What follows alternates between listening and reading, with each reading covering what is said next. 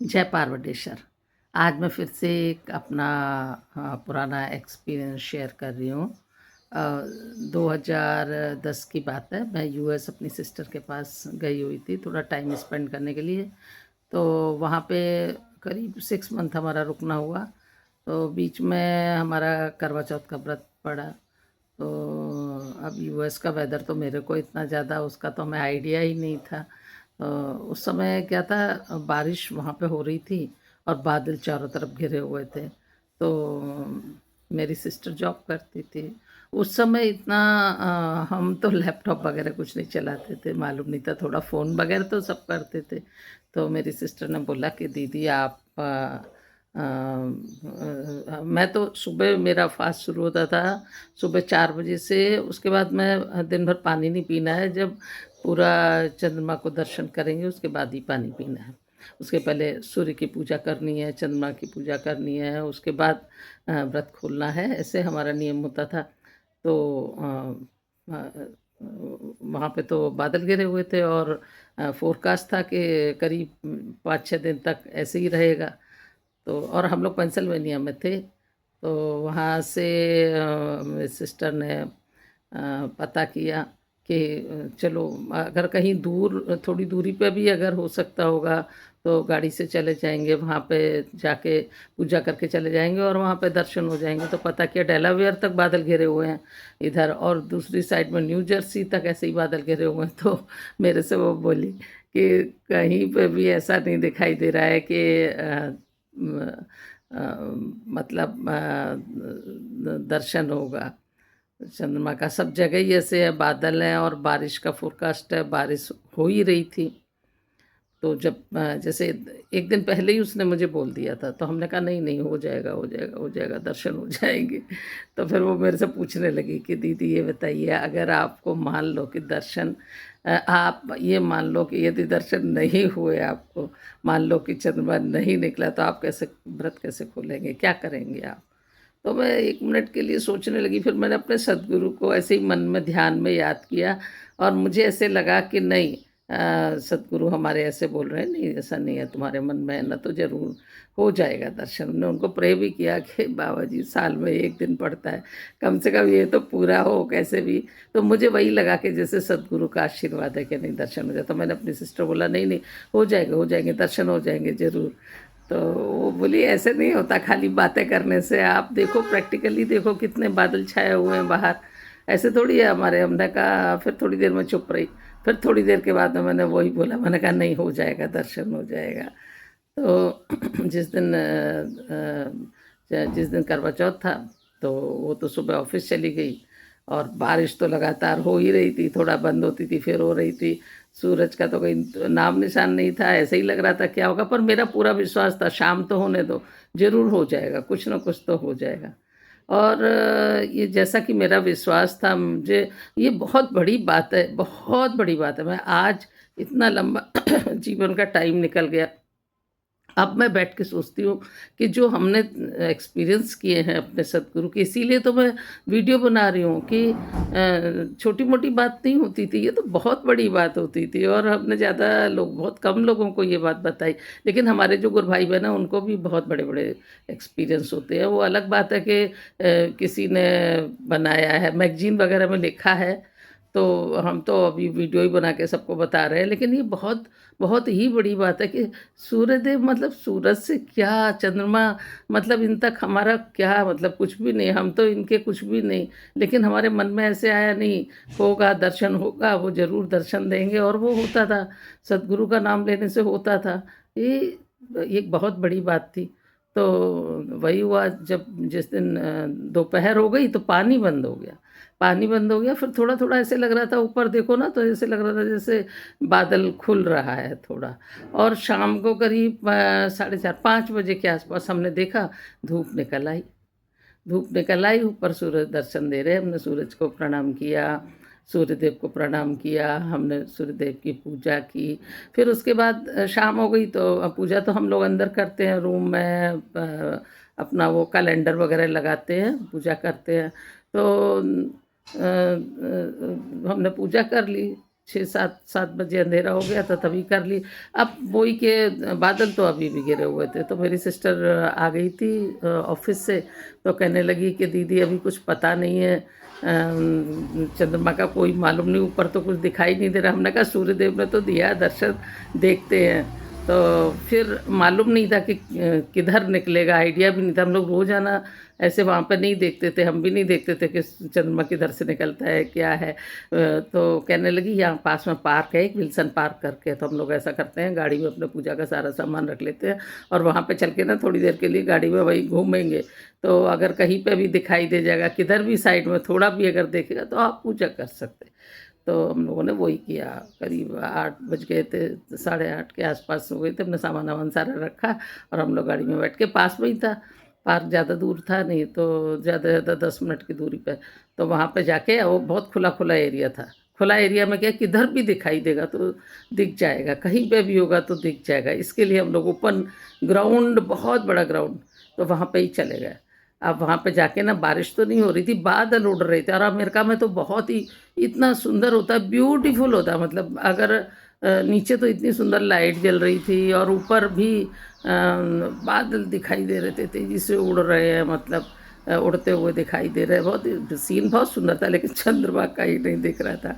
फिर हम लोग ऐसे ही कार से थोड़ा घूमते रहे। थोड़ा सडनली हमने देखा बादलों के बीच में, मेरे से पहले मेरी सिस्टर ने देखा, कहती वो देखो गोल गोल सा कुछ दिख रहा। फिर हमने देखा, हाँ अरे ये तो चंद्रमा ही है। चलो गाड़ी को पार्क करा, उसके बाद बाहर निकले। बाहर निकल के वहाँ पे खड़े होके ऊपर अच्छे से देखा, चंद्रमा का दर्शन हो रहा था, अच्छे से हो रहा था दर्शन। तो फिर उसके बाद हमने वहाँ पे पूजा करी, पूजा करके हम वापस आ गए। तो हमने अपने सदगुरु के 1995 पे हमें सदगुरु मिले थे, और आज तक हमने अपने, आज मेरे सदगुरु ने 2015 में समाधि ले ली, लेकिन कभी ऐसा नहीं लगता कि वो दूर है।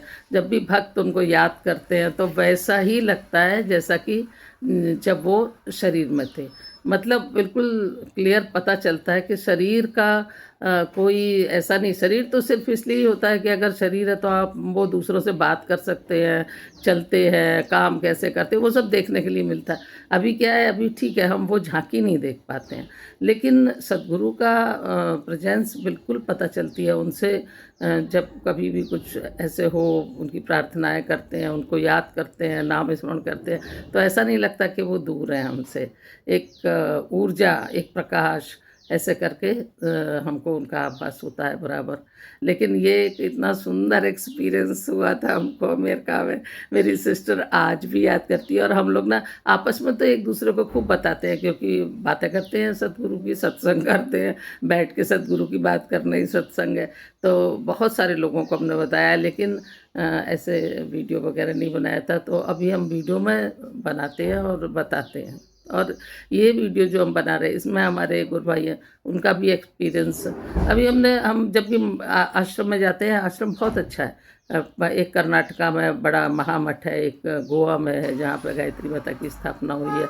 तो वहाँ पे हमें जो पुराने शिष्य मिलते हैं, तो उनको बाबा जी के, अभी भाव महाराज जी है, बाबा जी ने 2015 में समाधि ली, तो अभी वो दूसरे नंबर पे जो भाऊ महाराज जी, वो मठाधीश है, वो भी सदगुरु है। उनके साथ में भी बहुत ऐसे एक्सपीरियंस होते हैं हम लोगों को, आध्यात्मिक एक्सपीरियंस होते हैं। तो हम लोग अपने सदगुरु के एक्सपीरियंस शेयर करते हैं, एक दूसरे से बातें करते हैं। आश्रम में बहुत अच्छा लगता है। आश्रम में जाने के बाद तो लगता ही नहीं है कि घर वापस चले, ऐसे लगता है।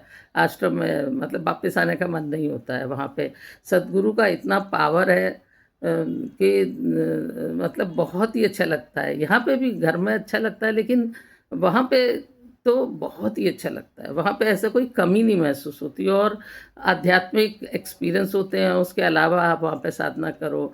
अभी जैसे अब इतनी एज हमारी हो गई, मेरे हस्बैंड नहीं है, 2017 में उनसे भी हम साथ छूटा। तो अब बच्चे हैं, बच्चे अपना घर देखते हैं, और ठीक है बच्चों के साथ आके मैं रहती हूँ। पर अब मैं इस एज तक आते आते हमको भी वहाँ पे बहुत ही अच्छा माहौल मिलता है। और ये लगता है कि और जितना भी हम अच्छे कर्म कर सकते हैं, जितनी भी हम साधना कर सकते हैं, वही करने का मन करता है। और मिलते हैं वहाँ पे। उन जो भी हमारे गुरु भाई बहन उनके साथ में हम अच्छा टाइम स्पेंड करते हैं। आज इतना ही। इसके बाद हम इसी में हमारे एक गुरु भाई हैं, उनका एक्सपीरियंस मैं साथ में ऐड करूँगी। आज इतना ही रखूँगी। जय पार्वतीश्वर। जय पार्वतीश्वर। आप कहाँ से आए हैं? बेलगाम कर्नाटका, वडगांव से। अच्छा। आप बाबा जी से कब से जुड़े हैं? 1988 से बाबा जी का दर्शन हुआ। अच्छा। जनवरी महीने में अच्छा। बाबा जी का दर्शन हो गया। अच्छा। और आप क्या, आपका जॉब क्या है? आप क्या जॉब करते हैं? हम बिजनेसमैन हैं। हाँ। नॉर्थ इंडिया की डीलरशिप है, इंटरनेशनल कंपनीज है। ओके। उनके हम स्टॉकिस्ट है। ओके। और अर्थ मूविंग इक्विपमेंट्स के जो एसेसरीज आते हैं, okay. Breaker, cutter, driller, grinding machine, okay. और उनका बिजनेस है। मतलब आपके पास ऐसे फाइनेंशियल और कोई आपको कोई प्रॉब्लम है ही नहीं, फिर आप यहाँ पे आके इस यहाँ मठ में क्या आपको सुख मिलता है उस हिसाब से? मतलब ऐसा लगता है कि आपको क्या जरूरत है यहाँ पे आने की? आपको ऐसा क्या सदगुरु ने दे दिया यहाँ पे? हर एक इंसान में लाइफ के दो पार्ट होते हैं। हाँ। फाइनेंशियल, प्रापंचिक वो अलग रहता है, परमार्थिक अलग रहता है। हाँ। इंसान को प्रपंच करने में कोई थोड़ा पाप करना पड़ता है, हाँ। झूठ बोलना पड़ता है। हाँ। सदगुरु के संगत में आने से वो नहीं करना पड़ता। अच्छा। और सदगुरु की सेवा करेंगे हाँ। तो सदगुरु जी सब निभा के जाते हैं। हाँ। सदगुरु का महिमा थोर है। अच्छा। वो हमारे इसमें कुछ भी गलती हो गई है तो भी श्री सदगुरु चरणम समर्पयामि। हाँ। सदगुरु जी आपको याद करके हमने ये गलती किया है, हाँ। माफ कर दीजिए।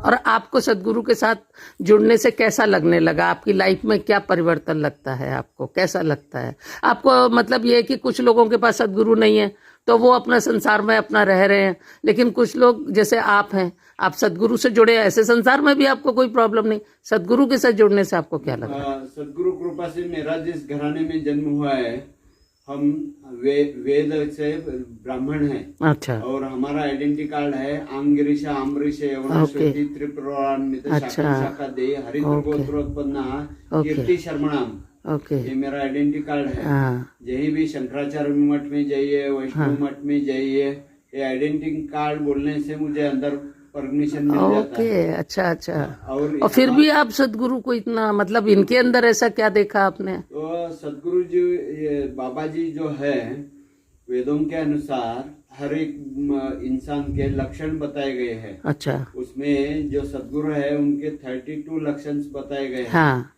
सब लक्षण बाबा जी में है। अरे अच्छा, आपने ऐसा अनुभव किया, ऐसा आपने दर्शन किया है? दर्शन किया है। अरे और अच्छा। उसमें का एक ही लक्षण बाबा जी में हम लोगों ने नहीं पाया। हाँ। वो है अजानुबाहु। हाँ। अजानुबाहु का मतलब है जो हमारे नी है, हाँ। उससे लंबे हाथ होने चाहिए। अच्छा। ये सत्पुरुष के लक्षण है। हाँ। वही उतने बाबा जी में नहीं दिखाई दिए। अच्छा। तो बाबा जी ने उसका रिप्लाई दे दिया। हाँ। आज युद्ध करने की जरूरत नहीं है। अच्छा। शब्द ही हथियार है। अच्छा। और आज का युग अलग है। हाँ। वो द्वापर युग, सत्य युग, उस जमाने में उसकी जरूरत थी। अच्छा। इसलिए हमारे यहाँ ऐसे नहीं है, सीधा इंसान की तरह है। अच्छा। ऐसा बोल दिया। तो जो बाकी के जो 31 जो गुण चाहिए सदगुरु में, 32 गुण, वो सभी बाबा जी में है। अरे तो बाबा जी पूर्ण अवतार है, ब्रह्म है। उसमें कुछ शंका लेने की जरूरत नहीं है। आप तो इतना विद्वान है, ऐसे इतने सारे कल इतने विद्वान लोग आए थे ना, हमने सबसे बात ही नहीं कर पाई। चलो आपसे तो बात की, कम से कम हम इसको, हमारा मन करता है औरों को हम बताएं कि हम भी यहाँ पे ज्यादा रहते हैं ज्यादा, पर हमको खाली सुख मिलता है यहाँ पे, हमें आनंद मिलता है। हमें दुनिया में सब कुछ प्राप्त है ऐसा नहीं है, लेकिन हमें यहाँ पे एक अलग ही सुख मिलता है, हम इसलिए आते हैं। पर आपने तो आज बहुत ही सुंदर बता दिया, इतना कि सदगुरु इतनी ऊंचाई वो है, आपने वो अनुभव किया है, बहुत बड़ी बात है। धन्यवाद। जय पार्वतीश्वर।